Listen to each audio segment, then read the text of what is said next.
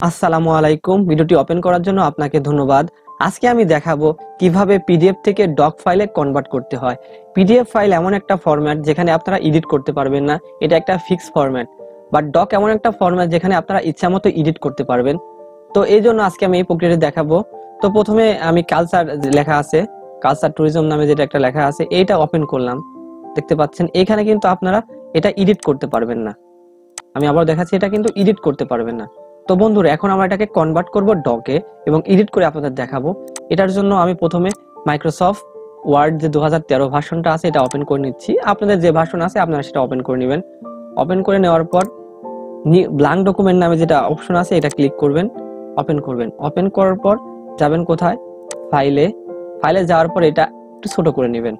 ছোট করে নেওয়ার পর যে কালচার ট্যুরিজম যেটা আছে এটা ড্রাগ করে এনে এইখানে ছেড়ে দিবেন। দেখেন একটু সময় নিবে আমাদের।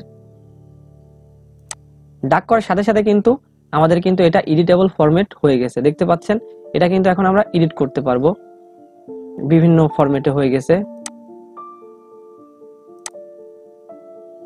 এখন দেখতে পাচ্ছেন ইন্ট্রোডাকশন, এটা কিন্তু আমরা আমাদের ইচ্ছা মতো আপনারা এডিট করতে পারি। দেখেন আপনার যে টেক্সট ইচ্ছা সেই টেক্সট আপনারা এডিট করতে পারবেন। তো আশা করি ভিডিওটি বুঝতে পারছেন।